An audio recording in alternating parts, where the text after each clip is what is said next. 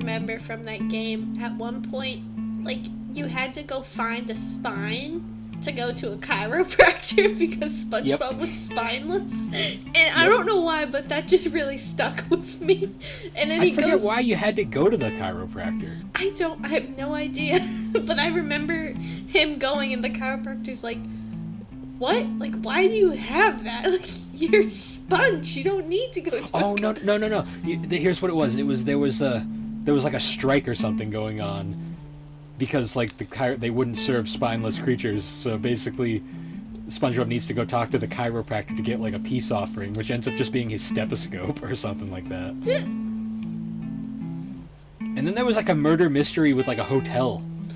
Oh yeah, I remember that now.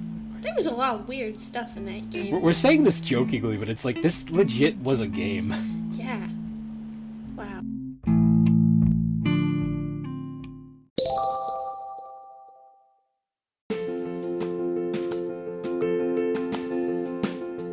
Hey guys, and welcome back to the Gaming and Collecting Podcast. On this episode, we're going to be taking a bit of a blast to the past and looking at some of the classic licensed games that we played as kids. Particularly the ones from Nick Games and THQ that we also happen to mostly play on the PlayStation 2. It should be fun. But anyways, thank you for joining us as we discuss the games that shaped us. So, how you been? I've been living. Work has been really hard this week. But it's Friday, woohoo! When we're recording this. Yeah, so timestamp when we're recording it.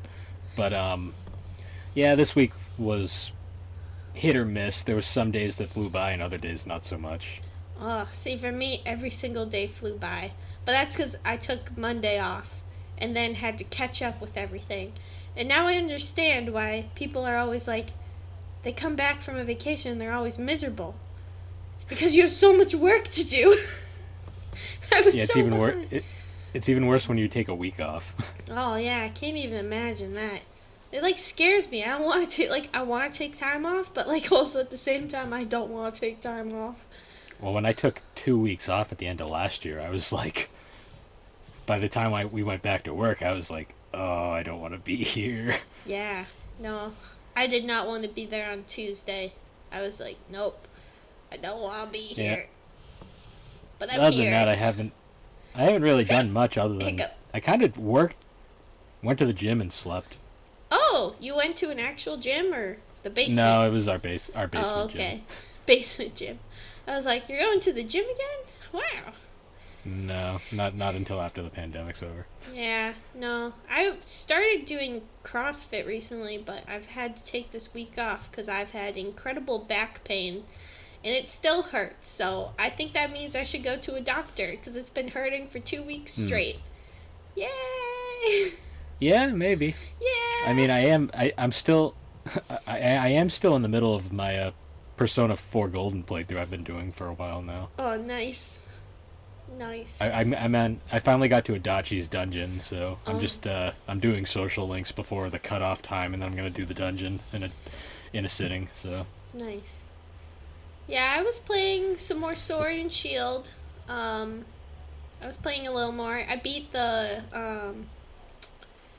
champion, so now I'm the champion. And then I was also playing some Stardew Valley because your post inspired me to play it. My post inspired you so much you wanted to play a completely different game. Yes, but same concept of I don't have any of the Harvest Moons, so... Well, if you want to play one, get Story of Seasons Pioneers of Olive Town. That one's really good. Is that... What console is that That's on? the newest one for the Switch. Oh, okay. Then I'm gonna get that. Woohoo!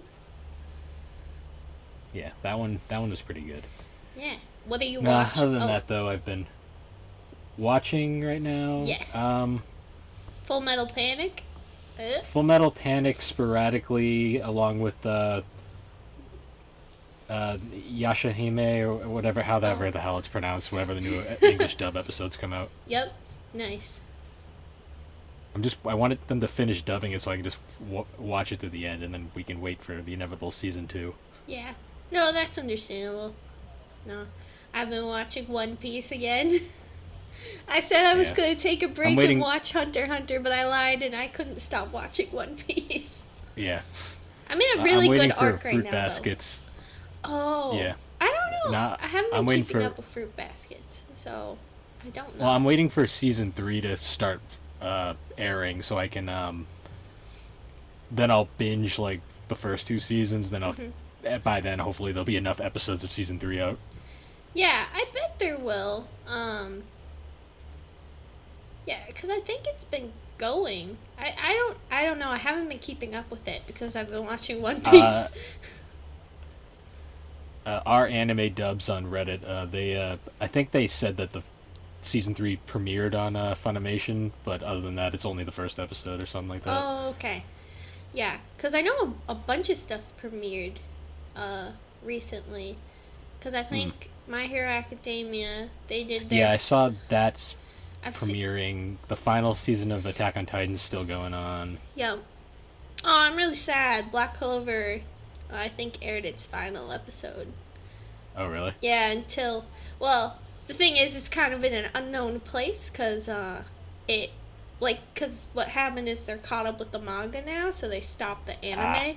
But so it's like the Inuyasha situation. Yeah, so I'm on like I hope that they once they're caught up, well, once they have more manga out, that they'll come out with another Black Clover again, because it's a really good show. It's really good. Yeah. I really like it. And it also doesn't have really filler, which is like one of the things I really like about it. But that's also why I got caught up with the manga so quickly. Yeah. Yep. Well, anyways, before we get to our topic, I actually did want to do a shout out real quick. My friends over at the Unofficial Controller podcast, they're actually doing their 100th episode this weekend. Aw, that's exciting. Congrats. I've been following them since like the beginning, so it's pretty cool. Yeah. Congrats to like them. 2 years ago. I can't imagine doing 100. We're only at 11, so that's crazy. Yeah. Yep. Well, anyways, guys, now getting into our actual topic, for this episode, we're actually going to be... When we were kids, we had a lot of licensed games back in the day. Yes, we did. And a large amount of them were Nickelodeon games. Mostly because that's, like, the majority of TV we watched was True. Nickelodeon. Well, we weren't Cartoon It's Network. weird, because we weren't really Cartoon Network kids, Yeah. except for when Toonami was on. Yeah, we watched Toonami for the anime, but for the most part, we'd watch Nickelodeon. Yeah, we'd watch Nickelodeon all day, and then by the time after school, we'd watch Nickelodeon until Toonami popped on, and we'd switch over there. Yeah. No, that was our show. We weren't really Disney kids. I think we watched Disney when there wasn't something on Nickelodeon, but for the most part, we watched Nickelodeon. Yeah.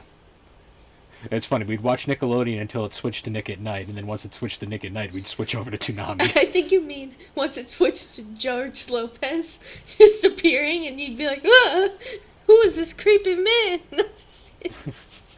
That's what I remember all the time. No, you wouldn't even see him. You'd hear Lowrider playing, and then you'd be like, oh, time to go. You'd be like, no, thank you, I don't want it. Yep. Yeah. Well, anyways, so we actually mentioned a couple of the games we played during our weird PS1 games episode. Yep. And I figured we'd just kind of give those a quick, little mention. Like, we obviously... One of the first games we played together was Rugrats in Paris, the game. Yes. Which, as a game, it's not the worst thing ever, but it's also, one of the most basic games you'll probably ever play. It's a made-for-kids game. Yeah. Mini golf. Woo! The mini golf. So yeah, I'm not really going to go too much into that one. And then, of course, there was SpongeBob SquarePants Super Sponge. Yep. Which, we've said enough on that. Yep. It's unnecessarily mean at times, and it's really off-putting, kind of graphically. But anyways, getting into games we haven't talked about before, ironically, some of the first Nickelodeon games we ever played were on the PC, of all things. Yes! So, I think like a lot of people remember like going to Walmart back in the old days, and like you'd see like the wall of like PC games and the $1 PC games. Yeah, and that's where a lot of the SpongeBob games Well, were. here's the fun thing about the SpongeBob games. I never got those at Walmart. You know where we got those? Where did we get those? I got the SpongeBob because this is back before PC game. This is back when like PC games and console games were actually like really different. Yep. Especially for like kids games and stuff. So we actually would get those PC games out of the Scholastic's book fair of the book catalogs. Oh, I forgot about that. You'd have to send in at school, and the game would come in later, or they had the book fair every year, and you'd go and. I didn't care about the books. I went to the PC game wall. Yep. I bought the crappy licensed crap. I always went to the like erasers and like all the weird random crap you could buy. Is it bad that the last book I bought from the Scholastic's book fair was the RuneScape Official Player's Guide?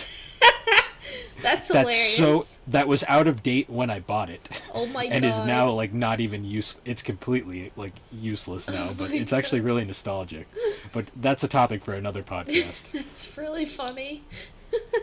But anyways, yeah, so one of the series of games that we used to always get were the SpongeBob games, which THQ would put out.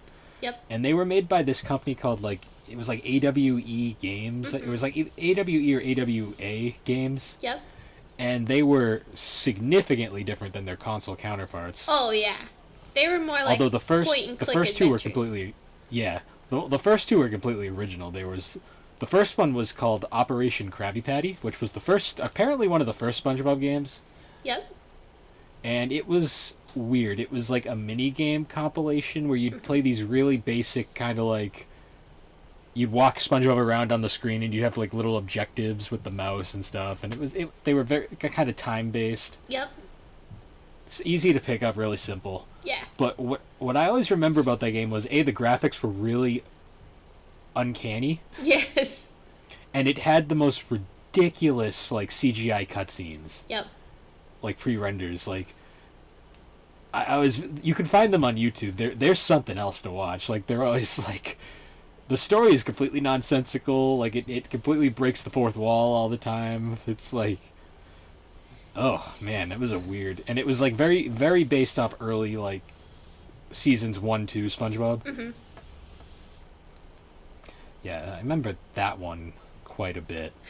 And then the second one, which is the one that I think we have the most memories of, was Employee of the Month, which was like a point-and-click adventure game. Yeah, I definitely remember the more point-and-click adventure ones more, just because I think that was more up to my video gaming ability at the time as well. But, I remember those. They were so weird. And nowadays they're completely rudimentary. But back then, we used to take forever on those things. Oh, yeah. Because it's like we never knew what to do because we were dumb. Yeah. Well, we were dumb. We just, I don't know, Alex. We were pretty dumb. No, it's like, we were kids. I know. It was designed for kids. And we were kids. That one was trippy, though. Yeah. There was, like, a lot of weird imagery in some of those, like, games. Like... Well, because they used the same weird graphic style, which looked really odd, because it was, like, 3D rendered.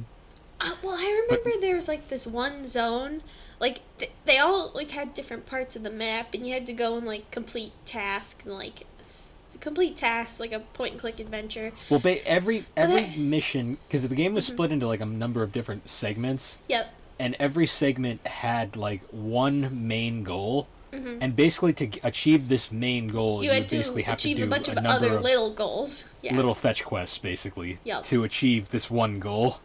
Yep. And I remember the most infamous one I can think of is you need to get into Sandy's tree dome. Mm-hmm. So you need your water helmet because SpongeBob can't breathe air. Yep.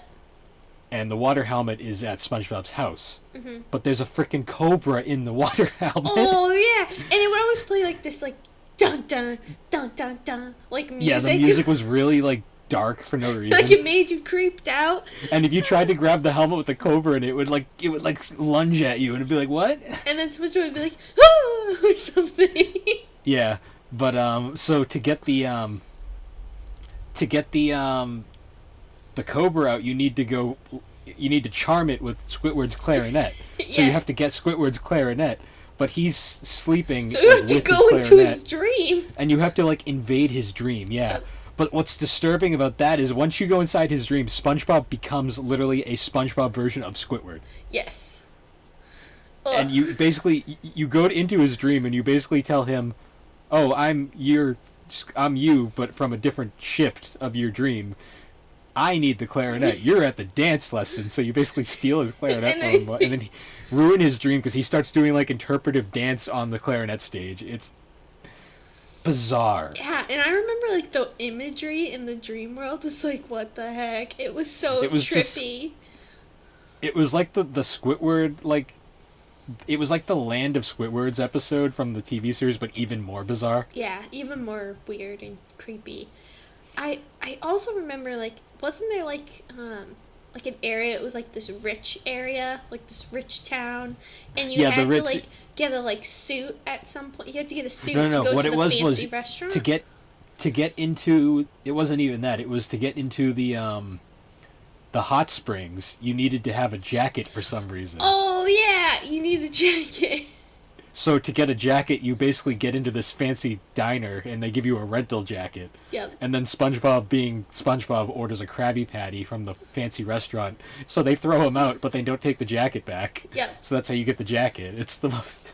It's okay. But then, you take the jacket, and, you're going to the hot spring to fill up, an air tank or something, right? Isn't it? Yes. That's what it's supposed to be. Because the rocket ship, because you took Sandy's... You were taking the whole plot of Employee of the Month is SpongeBob won a trip to, this theme park, and he's basically on a trip to the theme park, but it keeps going wrong. Yep.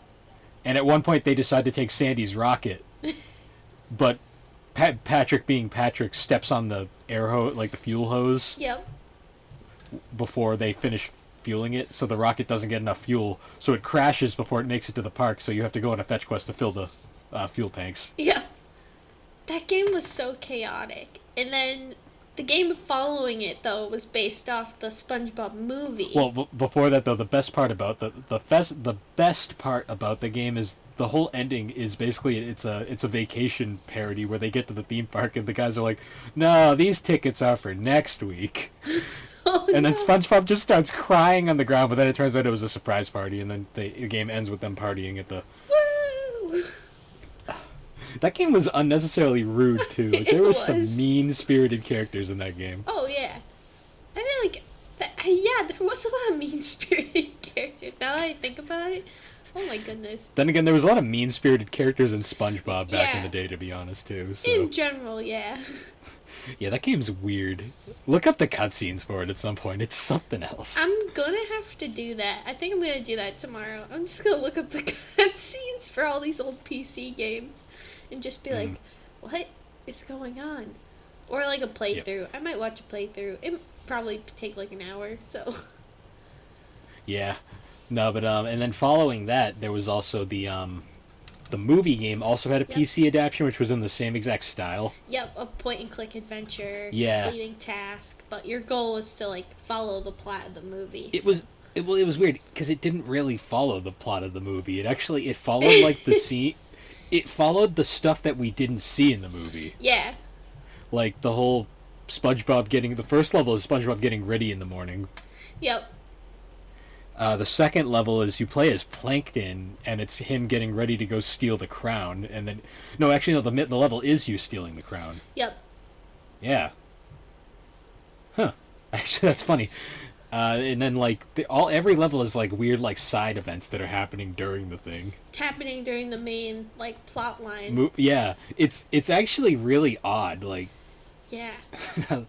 Yeah, now that I think about it. Well, I don't know why, but I, distinctly remember from that game, at one point, you had to go find a spine to go to a chiropractor because SpongeBob was spineless. And I don't know why, but that just really stuck with me.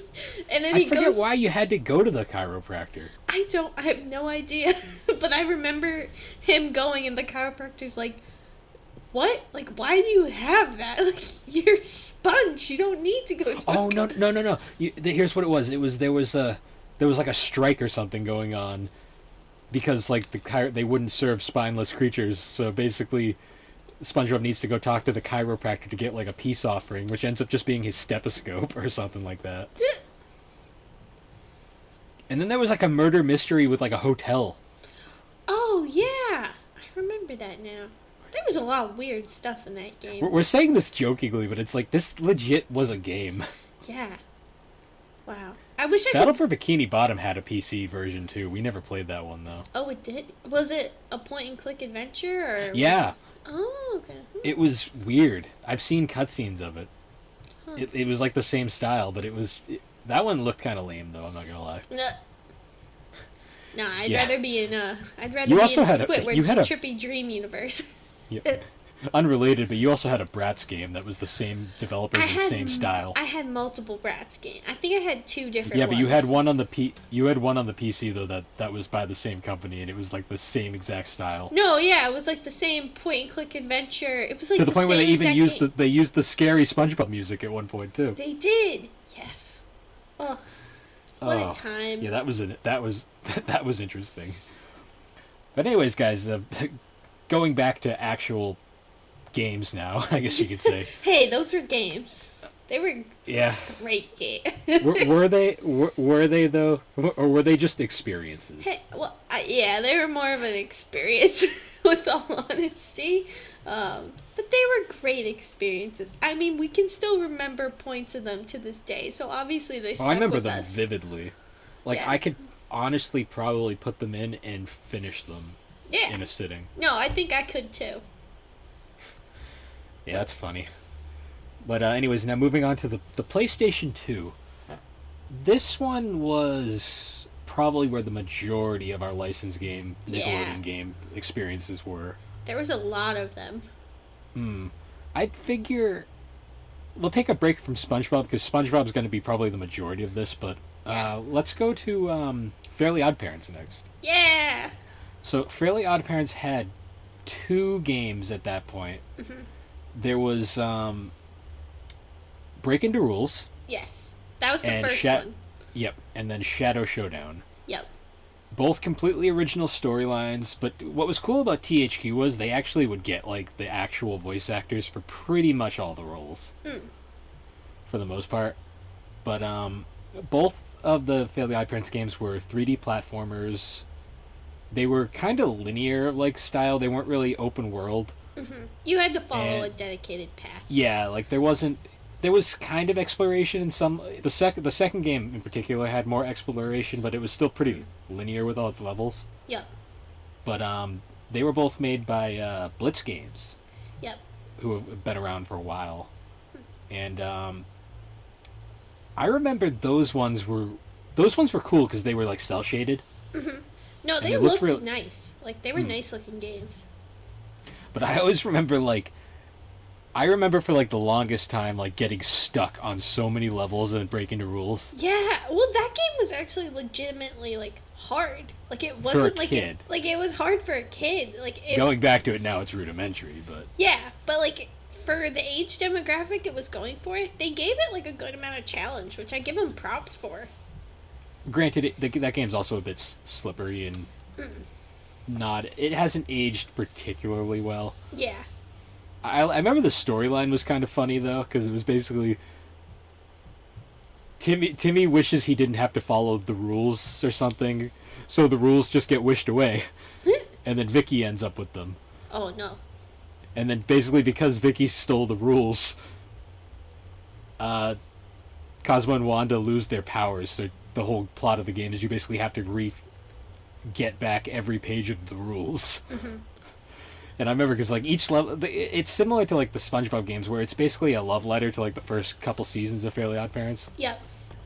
But like the whole goal of each level is you have to collect like wish stars to get like wishes, and every 5 wish stars you get another page of the rules. Mm-hmm. And every wish you'd basically use all the wishes to get through the levels, and it was mostly just platforming challenges. Mm-hmm.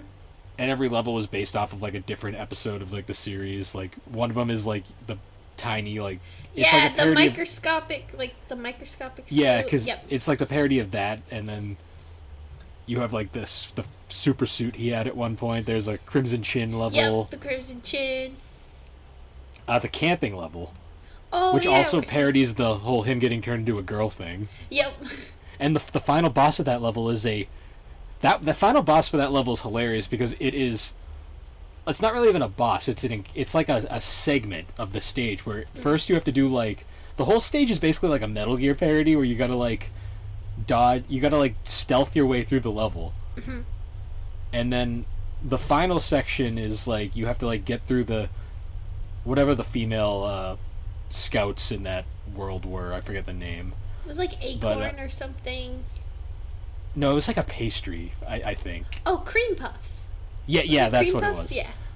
But you have to infiltrate their camp and basically you have to find all this information through the camp, and then you have to do a rhythm game to gain entrance to Vicky's tent to basically undo the wish she did at the time, and then it ends with a chase sequence, like a Crash Bandicoot style like chase sequence. It's like, okay. Yeah, I didn't realize like how many different gameplay styles that the Fairly Odd Parents game like had. Like I don't remember all of like the rhythm part, the chase part. I don't really remember a lot of that. Well, so it's funny. It's funny because the rhythm.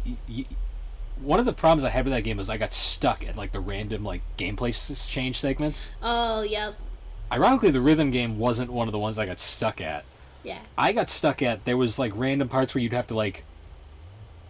It was kind of like a stress thing, like where like you'd be trying to like grapple something in, and you'd have to like there'd be a meter, and you'd have to keep the arrow in the center of the meter, so you'd have to move it like back and forth or up or down. Oh, okay. And it was as a kid, my dexterity sucked, so I sucked at those so bad, and I couldn't. I got stuck on those levels for like the longest time. Yep, I still stink at those to this day. And then the other thing I got stuck on for the longest time was there's one level with like right at the beginning of the world, there's like a button masher, and I could not do the button mash to save my life. Now I can do it like effortlessly, but back then it was like you'd be like slamming on the X button, and it would just you'd always lose. Yep. Ugh. The final boss was crazy in that game too, because it was actually before that there's a level where you play as a dog. There is. Yeah, it parodies the whole when Timmy got turned into a dog episode. Oh, yep. So there's a whole episode where you play as a dog, and you got to basically go through that whole world basically just to get enough wish stars to wish yourself back into a human. Yep. No, actually no, they couldn't wish you back because Tootie fell in love with Timmy Dog, and the wish couldn't interfere with true love, so that he couldn't get wished back. So the whole goal of the level is to basically make Tootie hate you. Yep. And it ends with him jumping in mud and getting disgusting. Yep.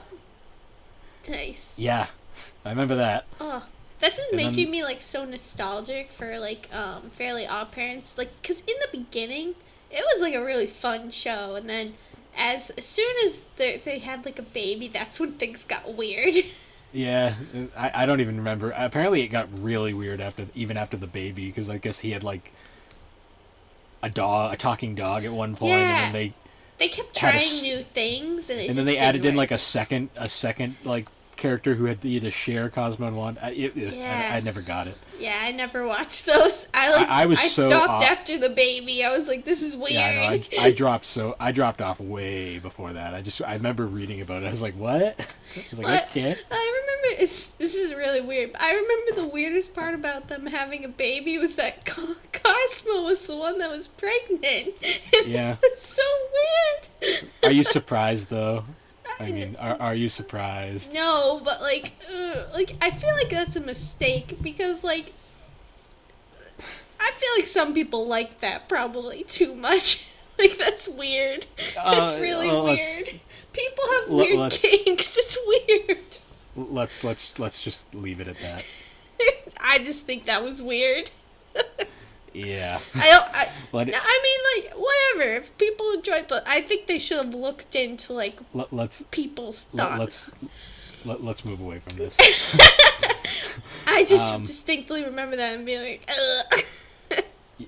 I didn't remember that, and now I do. So, but, You're welcome. anyways. I've ruined your my childhood. favorite part about that... No, it's already been ruined. Oh, true. But anyways, as I've been trying to say, the final boss of Breaking the Rules is it's Vicky, but she's turned into a dragon because the Fairy Council, I guess, thought it would be unfair otherwise. And you don't actually like attack her directly. Instead, you there's like panels on the floor, and you basically have to make her spell out the wish, "I wish I never took the book from Timmy." Oh, yep. But there's a couple like random like other options there, so you can literally, if you want to be like juvenile, you can make her say, "I wish I never took pants," just because. Wow, that's actually kind of a cool little concept, though. But it's cool too because they're not like the panels don't say like words; they're just symbols, and you have to kind of guess what the symbols mean. Yeah. So it's a challenge boss, but it's a good final boss. Yeah, that's really creative, actually. Like, instead of, because it kind of makes more like sense with the whole atmosphere of the game that you're not just like directly attacking her. I think that's actually a really cool concept. The fact that you had to like write, like, basically have her say, "I wish I didn't blah blah blah," instead of like be like, "Boom, I punched you in the face, bitch." Freaking dragon. Yeah. I think that's cool. So then of course after Breaking the Rules, there was Shadow Showdown, which was same developer, same basic style. That one though was different because basically there was a shadowy figure who basically hijacked TVs and basically canceled out all the fairies' power. Yeah. And the whole goal of the game is basically you have to get the power back. So it's basically the same thing. You go through a bunch of levels and you have to collect wish stars. Yeah. To get wishes. But this time around, well, first off, the controls and everything is so much tighter and much more responsive. Thank God. I replayed Shadow Showdown recently. I was like, wow, this one is tight. Oh, really? It was surprisingly tight. Huh. That's like good. Control-wise. Yep. But what was interesting about that one is they streamlined the wish star mechanic. So rather than having to get 5 wish stars to get a wish, you only need to get 3. And every level there's 3 sets of wish stars for 3 different wishes. Yep. And you can switch between the wishes at any point. Because in the first game, when you got a wish, it would eventually wear off, and you'd move on to the next wish, and you wouldn't get to use the old wish again. But these ones are more like situational, like you can use them. This Shadow Showdown has like a larger emphasis on like backtracking. Yep. Oh, well, Shadow Showdown was more of the open world concept too, rather than like you're going on a designated path. Like it was. I wouldn't say open world; it was more semi-open. Yeah. Well, it was more open than the last game. Because every stage had an end still, but there was a degree of backtracking, I guess you could say. Well, because I remember one level distinctly was like, it was like a world where you had to get like moths or something and bring them the one to, Timmy's dad's dream. Yeah, Timmy's dad's dream. You want to talk about? So there's like a weird thing with Nickelodeon games and dreams, by the way. Yeah, they got weird dreams going on. Yeah, but yeah, that level's weird. There's there was another Crimson Chin themed level. There was a Fairy World level. Yep. There was also, because this one was post Abracatastrophe, which was the first TV movie. That was the one with the Wish Muffin. Yep. Because the Wish Muffin is like a plot point in this game. Oh, it is. Yeah, because that's I guess the main goal of the stage, I guess you could say. Yep, get the Wish Muffin. But this one, it's weird. Shadow Showdown was better, but probably less memorable, if that makes sense. Yeah, because I remember I remember Fairy World, and I remember the Moth World, the Dad's Dream, and I remember... Do I remember anything else? I remember the monkey-themed level. There was a monkey level? There was a level that was based around, like... the concept of like if the world was like taken over by like apes, I guess. I don't remember that level. No, all I remember is the final boss ends up being like the shadow of this random NPC you meet earlier in the game. Oh. Yeah. The story wasn't as good. Shadow Showdown had better levels, better gameplay, weaker story. I feel like though the levels weren't based off episodes as much though. Well, no, they were all definitely based off episodes. They were the moth dream. I don't remember that episode. That was based off of like a lot of concepts revolving Timmy's dad. Oh, okay. Just Timmy's strange father figure, man. Yes. But anyways, yeah, those were the only two console Fairly Odd Parents games. Yeah, I didn't play any handheld Fairly Odd Parents game. Yeah. I don't know about you. I played the only one I really played was Breaking the Rules, and that one was basically just a side-scrolling beat 'em up. Oh, okay. It's okay. Yeah. Not amazing. You'd rather play the PlayStation version? Oh yeah. Yeah. Yeah. But so before we get to SpongeBob, because SpongeBob's going to take forever. Okay, guys, we're going to take a quick break, and we'll be right back.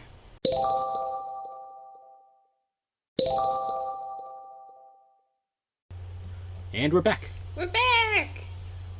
So, anyways, continuing on with our Nickelodeon games discussion. Yes. There was the Jimmy Neutron games. Yes. So, there was 3 Jimmy Neutron games in total on the PlayStation 2. Mm-hmm. The first one was based off of the original film. Oh, okay. And the most noteworthy thing about that game was really... A, it was made by a company called Big Sky Interactive, who we're going to get more into later. Mm-hmm. And B, it had really uncanny art and models. Oh boy. But really, other than that, it was kind of harmless. It wasn't amazing, but it wasn't awful either. Yeah. We didn't really play that game very much, did we? No, I played that later on. Yeah. I don't really have any memories of that one. No, you wouldn't either. You'd stop caring at that point. Yeah. I didn't stop caring. I just... No, you were interested in other things at that point. Yeah. But then following that one, there was Jimmy Neutron, Boy Genius, Jet Fusion, which was based off the Jet Fusion TV movie. Oh, okay. I don't remember that movie. I vaguely do. Jimmy Neutron was kind of like a flash in the pan for me. Yep. But the game itself was made by Chrome Studios, who are the same company known for like the Tasmanian Devil games. Oh. And the first 2 Legend of Spyro games. Huh. That was the first Spyro reboot. Yep. But yeah, they made this game, the Jet Fusion game, and it's not really good. Oh. But what's interesting about it is its entire design and setup was carried over to the next game, which is the one that we have memories of. Yes. Which was Jimmy Neutron Attack of the Twonkies, based off that TV movie. Yup. And it has the same exact setup and design, but instead it was made by THQ's Australian studio. Mm-hmm. And it's just a better game in general. Yeah.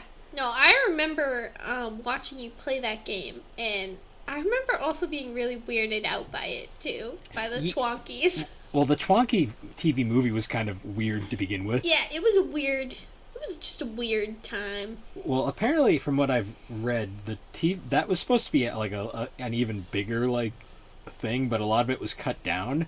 And I guess a lot of the elements from that were cut out of the original film were put in the game. Huh. Which is why the game is like extra expanded. Yeah, I remember it was like a long game. It took you a while to beat it. Well, what took me a while is later on in the game you get to... There's one section in the game where you need to like do arcade games to basically beat the game. Like you have to beat all these arcade games. Mm-hmm. And some of them are just annoying. Oh, I hate that. It's like unrelated, but it's like Donkey Kong 64, which is already a draining game as it is. Yeah. But to beat Donkey Kong 64, there's a section right at the end where you gotta beat the classic Donkey Kong arcade machine. Oh. Not everyone's gonna be able to beat that game. I'm just saying. Yeah. No, I don't like when video games do that. Like, I don't like when they make it mandatory. yeah, that's the thing. Like, that's the problem. I'm all for a game to have mini games, but when they're like mandatory, like it kind of stinks because like not everyone's great at every game, and it's just like, yeah. It's like, oh, and then you're stuck on it, and you're just like, well, I'm never finishing this game. Yeah. But anyways, as for Attack of the Twonkies, the game, it was kind of a semi-platformer, but it was more of like an action-adventure game. Mm-hmm. And the kind of goal of every stage was you had to like collect random like items from around that you'd find in the levels. Yep. And you'd use them to invent stuff. Yeah. Oh, and I remember that. Some of the inventions were entirely useless. Yes. But others you needed to basically beat the game, and it was kind of like puzzle solving because you had to use them throughout the stages to find Twonkies and catch them. Yeah. Didn't you had to like catch all the Twonkies, right? Like that was the main. Yeah, you had to catch a certain amount to. I think actually you had to catch them all to beat a stage. No, I think you had to catch them all. Oh, sorry, Yeah. I just yawned. I'm tired. Yeah, it's been a long week. It has. But yeah, been that a one long was. We're kind of glancing over the Jimmy Neutron episodes here. Games here because. But we didn't have a lot of experience with them. Well, we had a lot of experience with the third one, but the third Yeah. one's really like. It was just there. Yeah, and well, the thing is like we've kind of basically already summed up the game. It was like you go, you travel around the world, you catch Twonkies, you invent stuff, and that was basically it. There was like It was kind of like Ape Escape, actually. yeah, I was actually But thinking not as that. good. Spoiler warning for a future podcast. Anyways. But yeah, I guess there's no point in holding back. Let's move on straight to the ones we've had the most experience with. The SpongeBob. The SpongeBob ones. games. Yes. Now, there's the one that we're going to get into the most. I'm going to hold off for a minute, just because I want to talk for a minute about SpongeBob SquarePants: Revenge of the Flying Dutchman. Yep. There's a lot to unpack with this one. Mm-hmm. So, this game is... It was the first SpongeBob game on PS2. Mm-hmm. So the whole plot of this one is basically SpongeBob is playing fetch with Gary. Yep. And he throws the stick. And then Gary brings back the Flying Dutchman's bottle. And he frees the Flying Dutchman, and the Flying Dutchman, like, curses SpongeBob with being a member of his crew, but SpongeBob goes, Gary did it, so then the Dutchman's like, okay, I'll take Gary instead. No! So then the whole plot of the game is all SpongeBob's friends keep getting kidnapped, and you have to basically explore levels to find like, letters to spell out SpongeBob's name, Mm-hmm. to unlock personal items of the Flying Dutchman. It's not the worst platformer I've ever played. It's not great. Yeah. It could be worse. What makes this one so interesting is the whole story behind its development. Oh, really? Because it was made by a company called Big Sky Studios, Mm-hmm.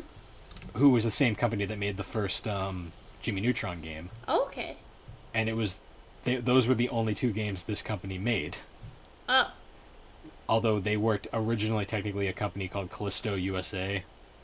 Callisto or whatever. It's a weird name. But basically, there's actually a whole documentary about this game on YouTube, believe it or not. Oh, really? Huh. Well, more about Big Sky than anything, but Yep.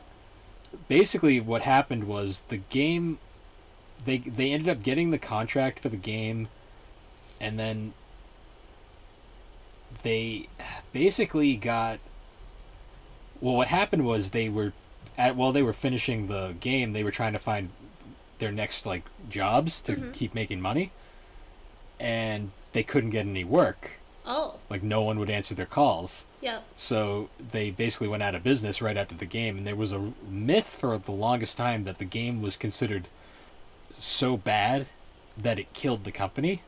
Oh no! But then it was later revealed THQ actually wanted to buy out Big Sky, and Big Sky turned them down. So THQ blackballed them. Oh, that's so mean.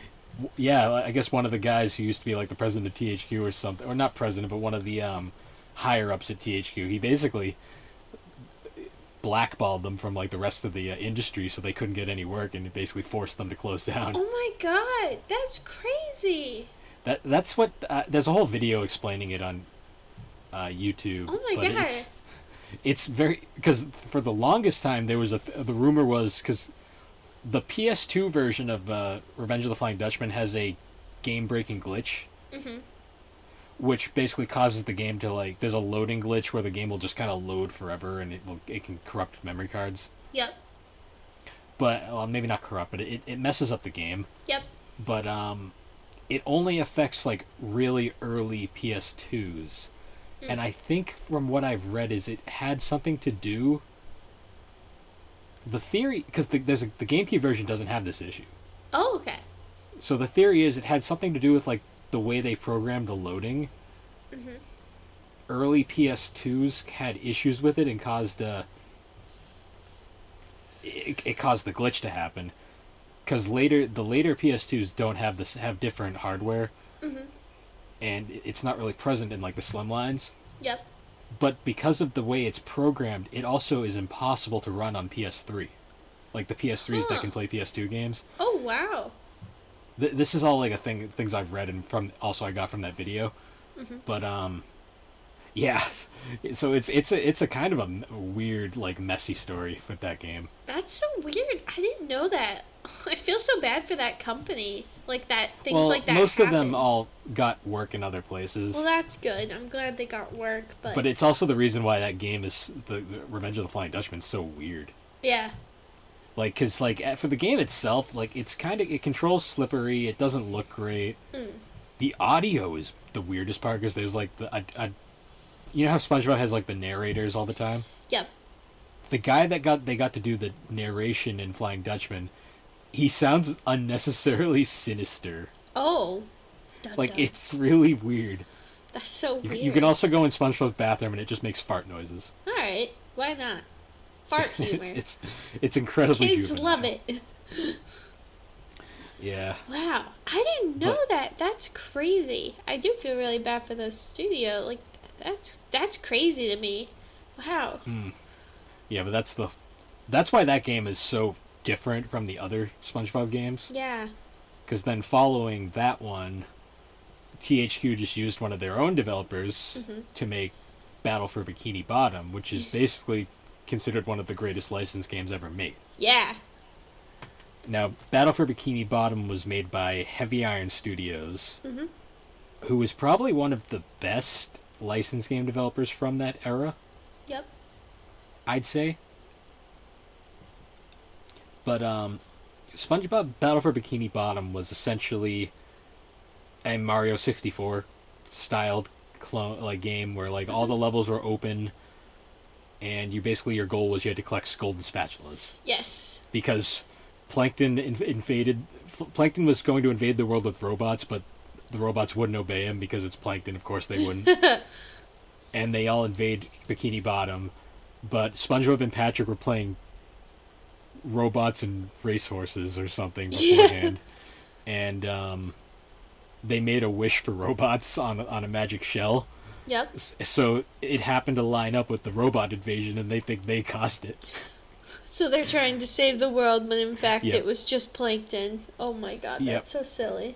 But that's And the totally game- something the that would like happen in the show, which is like Oh yeah, the writing's really good. Aside from Mr. Krabs looking like he's always high and not being voiced by Clancy Brown. Well, But other than that, the not voice every acting's game really is perfect. no. That's like the one. Well, that and I'm not sure if Ernest Borgnine had passed away at that point or not, but he doesn't play Mermaid Man either. Oh, okay. And the sound-alikes don't really sound like them at all. Oh, womp womp. Which as a kid I didn't notice, but nowadays you play it and you're like, yeah, that's not right. Yeah, you're like, something doesn't sound quite right here.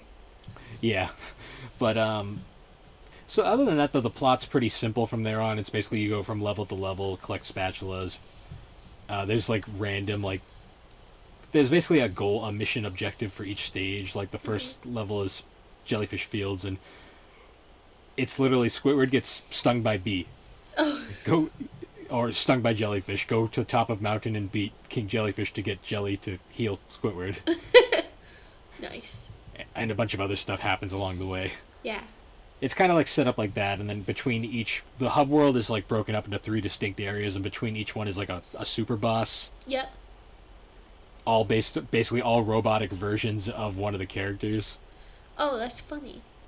Yeah, but it was cool. I never could beat it as a kid. Well, I know I beat the game, but I never like completed it, like got everything. But now you can go back and complete it. Well, here's the fun part. We'll get to it later, but the game was remade. Yeah, for the Switch and PlayStation. And for everything basically. Yeah. But I did 100% that one, but we'll get to that in a bit. Yep. Because following Battle for Bikini Bottom, we had the movie game. Yes. Which was also made by Heavy Iron. Mm-hmm. And it was basically just Battle for Bikini Bottom, but better. Yeah. In a lot of ways, but also not as good in a lot of ways. Because the levels were all linear now. Yep. You still had to collect, like, it still had collectathon aspects because you had to collect Goofy Goober coins. But there was also, there was, like, driving sections and, like... Oh, yeah, because you had the Patty Mobile. It loosely followed the plot of the game. Yeah. Better than the PC game? Well, yes, because the actual plot actually had to do with the movie. Yeah. David Hasselhoff was a boss arena. He was? Yeah, one of the boss fights is literally on his back. Oh my god, that's so silly. I love that, actually. That's hilarious. But I always remember that one. That one was cool, too, because it actually, like, built off of, like, what the first game did. Like, you had, like, upgradable weapons. There was, like, more mini-game options. Yeah. A lot of content in that one. Actually, I kind of want to play that one again now that I think about it. Nice. Do you think they'll remake that one? I don't know, because that one's technically... that one's got more licensing issues around it. Oh, because of the movie aspect? Because it's based off the movie and stuff. And David Hasselhoff. No. Yeah, but... See, I don't remember that one as much. I more remember Battle for Bikini Bottom. Well, because Battle for Bikini Bottom we owned. We borrowed and rented the movie game for the longest time. That's why. Blockbuster. And then after that one, that was the last one Heavy Iron would do for a while, and then we didn't have the next game, but the next game was the Lights Camera Pants, which was like a mini game compilation. Oh, okay. And apparently it's really good from what people say. Oh. And I've been meaning to pick it up. I just haven't. I always forget to do it. Just kind of forget. Well, now's your chance. Do it right now on the podcast. Go on eBay and find it and buy it. No. Yeah, I'll do it eventually, but Nope. Do it now. But after that was Creature from the Krusty Krab. Oh, did we play that one? Did you play that one? Okay. You probably didn't. Nope. That one was interesting because it's kind of like it was made by Blitz Games, the people who made the Fairly OddParents games, actually. Mm-hmm. But it was kind of like minigame based. Yep. But also a platformer. But there was like I don't really remember what the plot was either. All I remember is like it was bizarre. Like the art style was like super exaggerated at times. Like there was this weird like racing thing where like SpongeBob and Patrick looked like straight out of like a weird like art film. Oh. And then there's like a level where you play as a giant plankton and shoot stuff. It's I have no recollection of that. I only vaguely remember that one because I rented it once. I own it now. I should really probably play it again. Yeah, at some point. Add it to the pile. Or, in your case, the mountain. The shelf. The shelves. Shelves. Because it's not just one, it's several. Anyways, then after that, I didn't play the one that was based off the Atlantis movie. No. I don't even remember the Atlantis movie, to be honest. I don't either. Because we were... I think at that point we had moved on because the toe incident happened and we... Well, you were still watching for the toe incident. I stopped after the first movie. Yeah.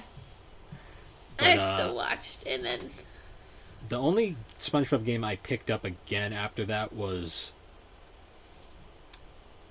The remake? Truth or Square. Oh.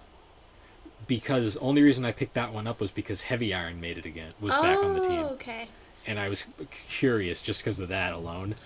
And it played fine. It played like the movie game in Battle for Bikini Bottom, but I had no idea what was going on with the plot. Oh, no? I don't remember that one either. I didn't. It was based off the Truth or Scare movie. The Truth or Square or whatever movie. Yep. I think. I never saw it, so I have no idea. I'm just assuming the game was based off of it. Yeah, it might not be. Who knows? We didn't watch it. I don't know. I had fun with it. It wasn't like awful, but that's good. I was kind of lost. Yeah, you didn't. Yeah, no. I feel like when you can't follow the plot, that does like make things more difficult. But maybe you can find the movie, watch it, and then replay the game, and then maybe it will make sense. I'd rather just play the game and just not worry about it. But... All right. You can do that too. Why not? Don't listen to me. Don't listen to my advice. Okay. You hurt my feelings. I guess before we get to the... Because other than that, I didn't play any of the following SpongeBob games. Like, I didn't play the weird PS Vita, PS3 ones. Oh, I didn't know those existed. I see him... I used to see him on the Vita store all the time. R.I.P. Vita store, by the way. Oh. But, Was there any other, like, Fairly Odd Parents games or Jimmy Neutron games? No, there was only the... There was the ones on the Game Boy Advance, but I don't have a lot of knowledge on those. There was the Avatar The Last Airbender games. Oh, I didn't know those were a thing. I haven't really played a lot of them. The one thing I do know about the first one is you can get the Xbox 360 version. You can get every achievement in it in like the tutorial. Oh wow. Yeah, it's a very easy platinum, I guess. Oh. But I've heard they're okay from like the ones based off the TV series, not the garbage movie. Oh. Yeah, I never watched the garbage movie. I walked out of the theater.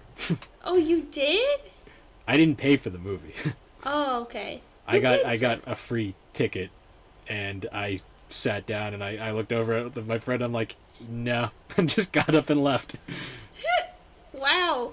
I knew it was bad, but I never watched it, so I still haven't to this day. Don't. And I won't. But I don't know. Yeah, I'm not really... I wasn't impressed. I've never had the urge to go back and watch Avatar either, though, because, like, I'd rather just watch anime instead. Yeah. Yeah, there was those, but then, other than that, I mean, do you count Tak? Oh. That was a TV show? I thought that was just, like, a computer game. Well, no, it was never a computer game. Wait, I thought they had, like... No, like, remember how Nickelodeon had, like, a website and you could play it online? I don't know. I'm crazy. I don't remember that as Tak much. was supposed to... was designed as a TV show first, but the show got delayed, and the games came first. Oh. Okay, that makes more sense then. Was the show ever successful? Because I don't remember it. No. No. It bombed. But, I'll give a brief, I guess, overview of the games. First two are pretty good. Yep. Third one, Fourth one, no. No. Just no. Yeah. It gets a... No. Out of 10, it gets a no. Yeah. First two are pretty good, like, just 3D platformers. The third one is, like, this weird obstacle course platformer, and it's not very good. Yep. And then the fourth one, just no. Just why? Explain. Because it's a reboot. It's different developer. Oh. It doesn't feel anything like the first two. Bleh. I think Blitz Games actually made it. Now that I think about it, Womp womp. they made a lot of games at PlayStation. They made a lot of licensed games. Huh. I'm trying to think what other Nickelodeon shows that would have been made into game. Was there ever like a My Life as a Teenage Robot game? Was that ever a game? No. No. No. I love that show. Unless there was a Game Boy game, but even then Maybe. I doubt it. Yeah. What other shows? Oh, she might have she might have appeared in one of the Nicktoons Unites games. Oh, okay. Woo! That was such a good show. I've only played the first one, which is an okay multiplayer action game. I have all four of them. I should probably play them at some point. Or not. Or I can just let them sit on the shelf. Or they can go on the pile. Oh, hiccup. They're already in the pile. Oh, God. But, I'm afraid to see what your pile of video games is. It scares me. My shelf of video games. It scares me. Whatever. But anyways, I guess we'll end off with talking about, so completely out of nowhere, like last year, initially, after Nordic Games bought out THQ and most of their catalog and became THQ Nordic. Yep. And basically revived the THQ name. They kind of put out a thing that they were going to think about doing some remasters, and one of them, I think, was rumored to be SpongeBob. Yep. And then out of nowhere, we got the announcement of SpongeBob SquarePants Battle for Bikini Bottom Rehydrated, a full-on remake for the PlayStation 4, PC, Xbox One, and Switch. Yes. And honestly, it's a really good remake. It's an incredibly faithful remake. That's good. Doesn't do a lot new. Doesn't really do anything poorly other than that one game-breaking glitch I found. When I fell through the world. Oh, no. Granted, I was messing around with... I was doing, like, a boundary break. You were purposely being fucky. Well, no, I was trying to see if you could do the boundary thing, like, from, the first game. Oh, okay. But, it doesn't work anymore. Now you just fall through the stage. Fall through the world. And you're never seen again. Yeah. No, you just fall indefinitely until you eventually quit. I had to reload a warp, basically, to get out of it. Oh, no. But, so I'll mention, graphically, the game looks phenomenal. For, like, that style. Like, the animations are really, like, expressive. Like, they're way more expressive than the original game. Yeah. The only thing that's really annoying is they used the original voice acting. Oh, really? They didn't update it? No. Well, I mean, for the most part, that's fine. The only thing is you still get not Mr. Krabs and not... Oh. Well, to be fair, both the original voices of Mermaid Man and Barnacle Boy have passed away, so regardless, you wouldn't get much there. But, I mean, the voice acting's fine. It's just, it's very noticeable that it's the same voice acting. Yeah. No. I will admit, though, I 100%ed the game and got the Platinum Trophy. Oh, nice. I was shocked. I managed to pull it off. I was like, I was playing it, all of a sudden Platinum Trophy popped up, and I was like, oh, yeah. I did everything. Neat. Well, I think also, like, you kind of forget, like, when you first were playing Battle for Bikini Bottom, how old were you? You were like 12, 13?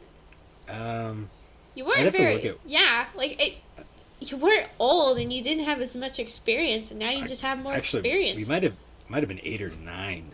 Yeah. So you gotta remember, like, when you were playing it, you were a kid, well, yeah. And now you're like you're an adult now. You're old. Yeah. Yeah. Yeah, but I mean, definitely a good remake, though. I was shocked at how much effort was actually put into it. No, I still need to play it. But I now think that the Switch version is fixed, apparently, I've heard that it's better than it was. Yep. So, I mean, give it a shot, I guess. Yeah, I'll download it at some point. I still gotta finish playing all the other games that I have. but I'll play it eventually because it does look really fun, and I will feel the nostalgia. It's just kind of what gaming becomes. You always get more, and you never finish anything. Yep. Just like shows, you always start, and then something else comes out, and you pause, and then you never return. Yep. Until inevitably there's a lull of nothingness. Yep. Yeah. That was a big part of our childhood, though. No, yeah. Nickelodeon in general was, like, a huge part of our Honestly, childhood. we could probably do an entire podcast on Nickelodeon. Oh, yeah. Just all the shows, the live action shows, the cartoons. Especially some of the cartoons that, like, only got, like, the one-off shows. Like, My Life as a Teenage Robot, where, it did last for a little while, but then it dropped. Because they had a lot of good... it's weird. It dropped, and then it came back for, like, a brief period to finish up all the episodes they had done. Yeah. And then it disappeared again. Yeah. That was an Oh Yeah Cartoons show, too. Yeah. Do you remember Oh Yeah Cartoons? No. That was the thing where it was, like, it was basically, like, a bunch of pilots. Oh, yeah. Because, like, Fairly Odd Parents was an Oh Yeah cartoon, too. Yep. No. There was a lot. We could definitely do, like, a retrospective of our favorite shows. Because I feel like we were in that good range of, like, where we watched shows like Cat Dog and Rocko's Modern Life. Cat Dog, I will admit, looking back at it, that show is not very pleasant. It isn't? It's such a mean-spirited show. It is? Yeah, every episode ends with them getting the shit beat out of them. I don't remember that. I just remember I had this, like, cat dog toy that was, like, it was like an accordion body, and then I just would play it like an accordion. Well, did you ever notice how, like, everybody hates them for no reason? Yeah, and they're just trying to be and cat dog. They always get the crap kicked out of them for no reason. Then the freaking mouse in their house is just a jerk. Wow. It's a mean-spirited show. Can you watch Cat Dog anywhere? Where can you watch Cat Dog? I want to watch Cat Dog now to see if it was that mean-spirited. Is it on Hulu? Maybe it's on Netflix? I don't know. It's probably somewhere. It's somewhere. Oh, you know what? It's probably Amazon Prime. Bleh. I wonder if there's a box set. So we can watch Cat Dog. I just remember the theme song. It was like a do do do do. One man do. It was like a band. Yeah, something like that. It was a banjo, and it was like cat dog. We should probably save this for an actual episode. Yeah, we should. Well, now we know. We'll do a podcast on that. So I should just make that the teaser clip. What? Just start the episode. Yeah, this episode's about Nickelodeon games. So we're gonna start with Bill ranting about Cat Dog and how he doesn't like it anymore. Can you also include us going do do do do do do? No. No. Okay, we've gotten off the rails at this point. Yeah. But I feel like this is how all of them have been ending recently. It's just us divulging into chaos. Because we're two chaotic beings. We're not as chaotic. Before we were struggling to keep a conversation, now we're just going on with random shit. I know. I don't know. I hope you guys enjoy us just talking about random crap because I do. It makes me laugh. Yeah. Well, I think we've drugged this one out long enough. Anyways, guys, thanks for joining us again on the Gaming and Collecting Podcast. You can find us on all the major podcasting platforms, particularly Apple Podcasts and Spotify. Alex is dying in the background. I don't know why I'm laughing. Are you okay? I don't know. I got the giggles. I don't know why. Alright, guys. Well, anyways, thanks for joining us again as we discuss the games that shaped us. Thanks. Oh, boy. Anyways, see you guys later. See you later.